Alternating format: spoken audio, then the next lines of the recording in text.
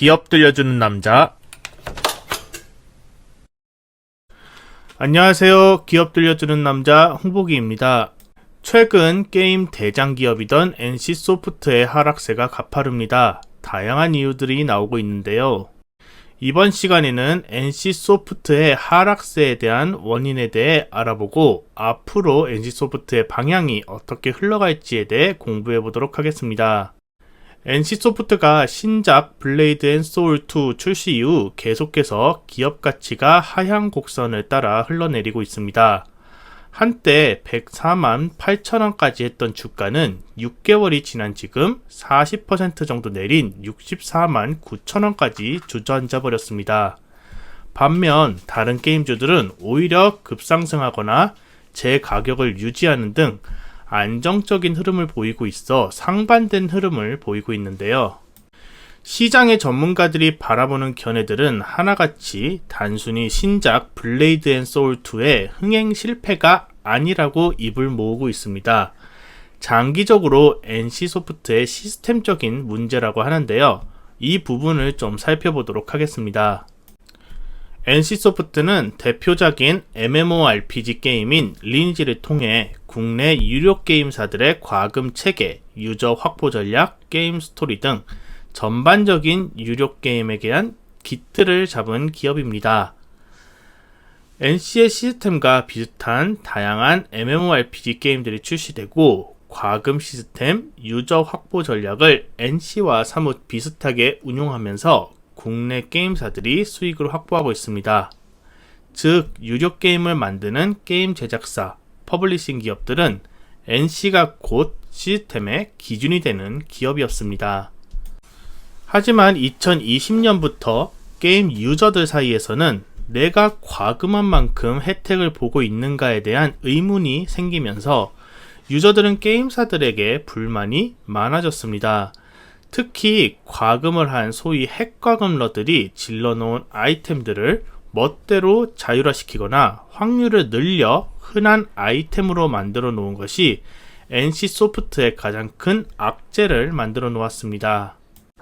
2021년 초 리니지 M에서 문양 시스템을 만들고 캐릭터 레벨업을 할 수 있는 과금 요소를 만들었습니다. 문양을 다 완성하기 위해서 핵과금러들이 최소 과금액이 보통 4-5천만원 정도 들어간다는 이야기가 있을 정도로 매우 비싼 보상 아이템이었습니다. 그러나 NC가 문양 시스템을 일정 시간이 흐른 뒤 핵과금러들의 이용이 어느 정도 마무리된 후 일반 유저들을 위해 난이도를 좀 쉽게 만들어 놓았는데요.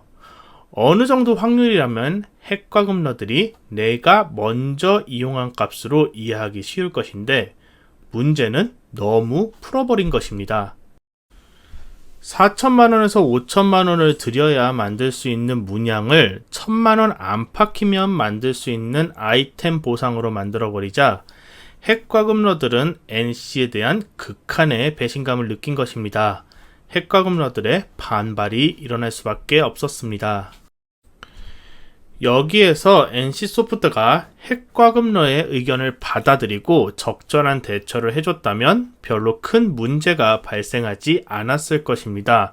하지만 NC는 대처에 큰 악수를 두었습니다. 확률이 낮아졌을 때 일반 유저들이 적은 과금을 해서 얻어낸 문양을 강제로 뺏어버리고 보상 부분도 현금 보상이 아닌 게임머니로 일정 부분만 보상한 것입니다. 1,000만원이라는 돈도 큰 돈을 쓴 것인데 말이죠. 핵과금러는 아니지만 큰맘 먹고 투자한 게임 유저들에게는 억울한 상황이 된 것입니다. 일단 핵과금러에게 상처를 먼저 준 NC는 아쉬운 대처로 일반 유저들까지도 상처를 주게 되면서 일명 개돼지 해방전쟁이라 불리우는 트럭 시위까지 불사하면서 유저들은 NC소프트의 대응을 강력하게 비판하게 됩니다. 이런 NC의 높아지는 과금 성향과 아쉬운 사태 대처에 대해 진이 빠진 유저들이 하나둘씩 리니지를 빠져나가기 시작했습니다.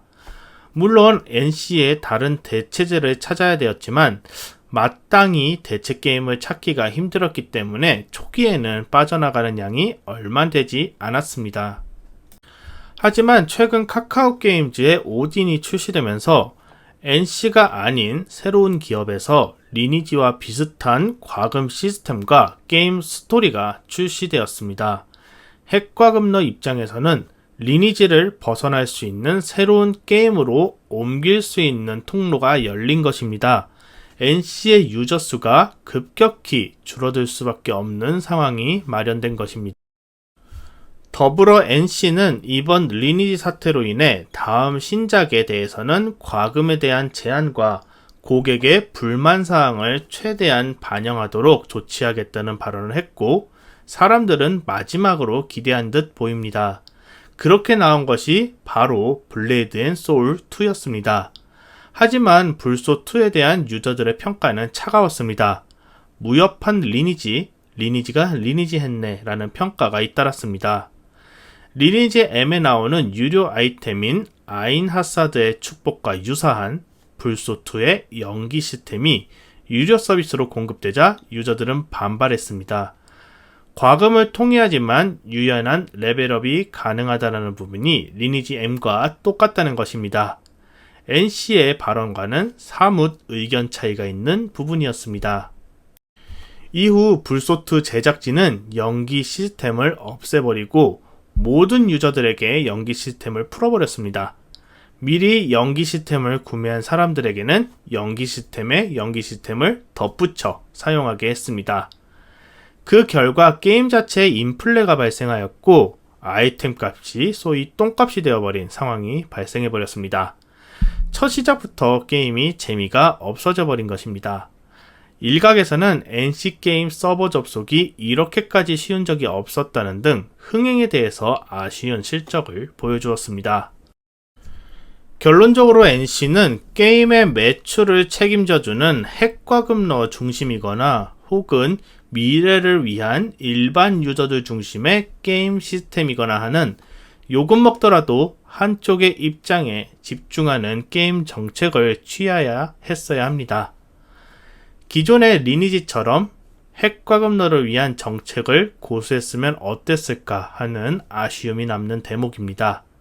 하지만 최근 들어 양쪽의 의견을 다 수용하려는 나름의 욕심을 불렀고 이는 아쉬운 실적이라는 결과를 낳게 된 것입니다.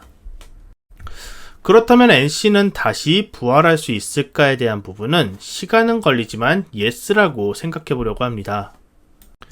왜냐하면 NC의 이런 흔들림은 항상 있어 왔던 기업의 스토리이기 때문입니다. 그것이 고객의 실망이든 게임 질적인 부분이든 항상 흔들림은 있었습니다. 하지만 장기적으로 이를 극복하고 꾸준한 성장을 이어온 저력이 있습니다. 특히 국내 대형 게임 제작사로서 초대형 게임 IP, 원천 기술을 다수 확보하고 있습니다. 시련은 있지만 시간만 지나면 새로운 게임, 개선된 게임으로 만회할 수 있을 가능성이 매우 높습니다. 더불어 최근 많은 이슈와 미래 기대감을 가지고 있는 메타버스 분야에서도 NC소프트는 자체적인 모션 캡처 스튜디오와 게임 엔진을 이용한 메타버스 세계를 구축할 수 있는 여건이 마련되어 있습니다. 2016년부터 꾸준히 기술 개발을 이어오고 있고 관련 기업의 M&A를 통해 미래 성장 사업으로 키우고 있습니다. 아직은 실질적인 움직임, 홍보가 나오지는 않지만 오래지 않아 관련 이슈들이 다시 주목받기 시작한다면 NC소프트에 대한 관심을 가져볼 수 있을 것으로 보입니다. 당장은 2021년 11월 출시하는 리니지 W에서 불소2에서 이야기되었던 단점들과 과금 체계를 어떻게 보완해 줄 것인가에 주목해 볼 필요가 있습니다. 유저와의 소통이 잘 이루어질 것인지 개선점 여부에 따라 NC소프트의 기업 가치가 결정될 것으로 보입니다. 단기적으로 NC소프트에 대한 심리가 좋지 않기 때문에 하락세는 이어질 수 있을 것으로 보입니다. 하지만 장기적인 추세에서는 게임 산업에서 차지하는 NC소프트의 가치가 매우 높습니다. 게임 유저들의 신뢰가 어느 정도 회복하고 새롭게 출시되는 게임들이 히트가 다시 진행된다면 충분히 반등의 모습을 보여줄 수 있을 것으로 보입니다. 메타버스 이슈도 충분히 NC에게 도움이 될 것이므로 이 부분의 이슈들도 잘 체크해 보시길 바랍니다. 네, 오늘 동영상은 여기서 마무리하도록 하겠습니다. 좋아요, 구독, 알람 설정 꼭 한 번씩 부탁드립니다. 다음 동영상에서도 더욱 알찬 정보로 여러분들을 찾아뵙도록 하겠습니다. 언제나 좋은 하루 되시고요. 안녕.